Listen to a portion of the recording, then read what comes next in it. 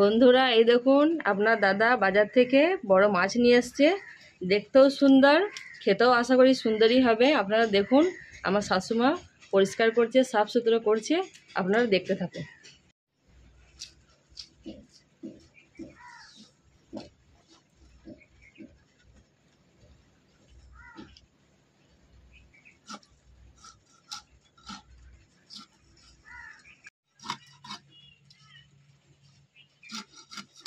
দেখো বন্ধুরা পিসগুলো কিরম করা হচ্ছে, মা একটা দেখান।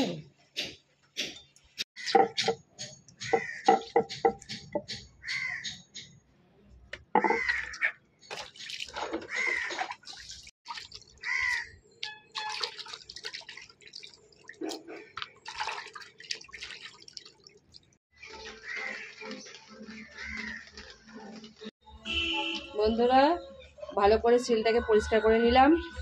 এবার আদা রসুন আর কাঁচা লঙ্কা পিষে নেব। বন্ধুরা আদা রসুন লঙ্কা পোস্ত একসাথে বেটে নেব।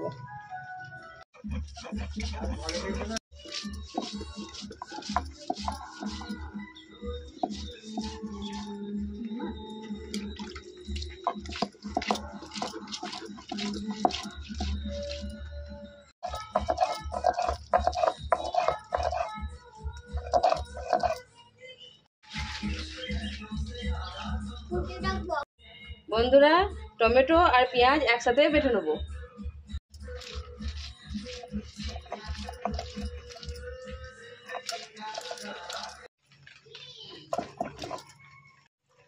দেখুন বন্ধুরা বাটা কমপ্লিট, এবার এটা তুলে নেব।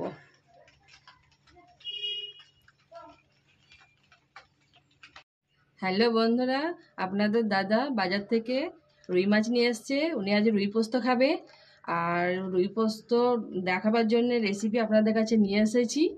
আজ আমি ওই রেসিপিটাই বানাবো, রুই পোস্ত। আপনারা দেখুন বন্ধুরা, রুই পোস্তর জন্য নিয়ে নেওয়া হয়েছে কাঁচা লঙ্কা, আদা রসুন আর পোস্ত বাটা, পেঁয়াজ টমেটো বাটা, ধনে পাতা, কাঁচা লঙ্কা, ধনে ও জিরে গুঁড়ো, লঙ্কা গুঁড়ো, হলদি গুঁড়ো, লবণ, তেল। কাটা মাছগুলো এবার আমি লবণ আর হলুদ দিয়ে মেখে নেব।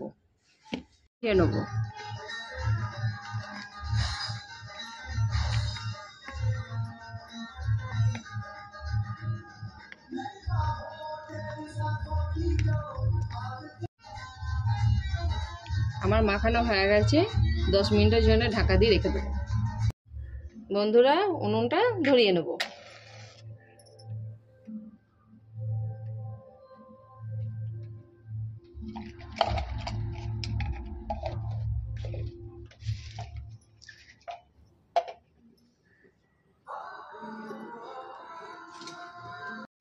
হ্যালো বন্ধুরা, এবার উনুনে কড়া বসিয়ে দিলাম। এবার আমি পরিমাণ মতো তেল দেব।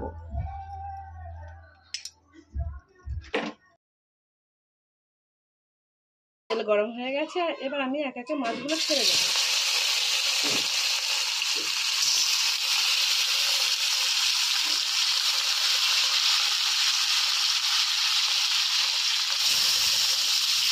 এবার আমি মাছগুলো বসিয়ে দেবো।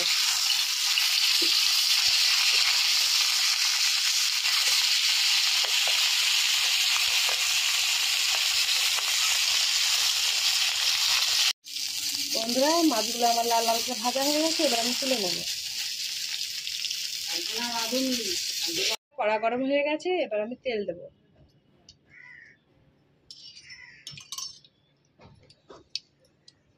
কড়া গরম হয়ে গেছে, এবার আমি 1 চামচ জিরে দেবো।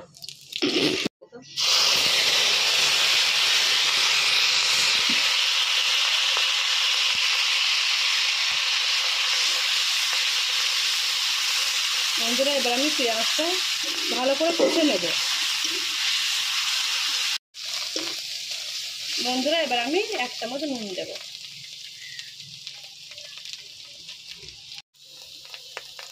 বন্ধুরা এবার আমি পরিমাণ মতো জল দেব।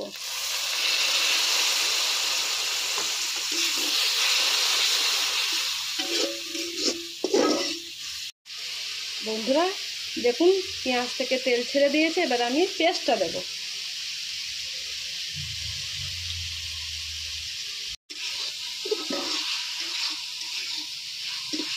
বন্ধুরা এবার এটা আমি একটু ঘন ঘন নাড়াচাড়া করে নেব।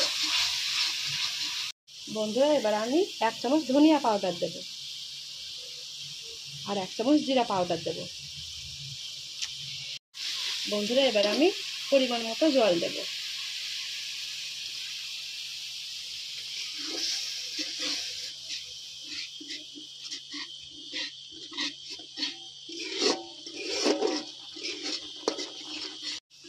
বন্ধুরা দেখুন এইভাবে কালারটা আসবে।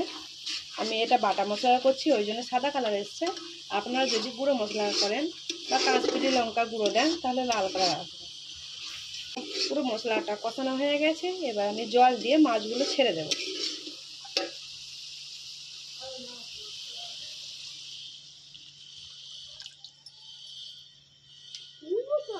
এবার আমি মাছগুলো একে একে ছেড়ে দেব।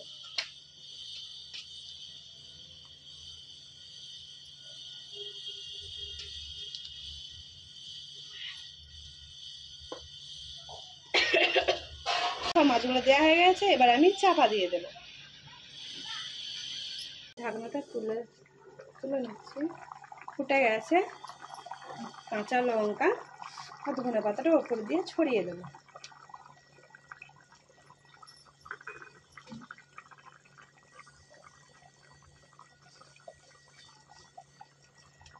বন্ধুরা কাঁচা লঙ্কা ধনে পাতা ছড়ানো হয়ে গেছে, এবার আমি 10 মিনিট চাপা দিয়ে রেখে দেবো।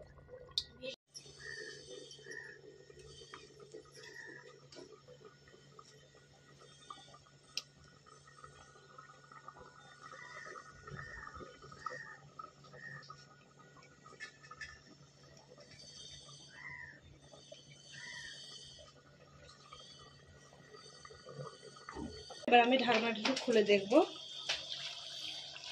বন্ধুরা এই দেখুন মাছ রান্না হয়ে গেছে। এবার আমি নামিয়ে নেব। এবার আমি মাছটা ঢেলে নেব।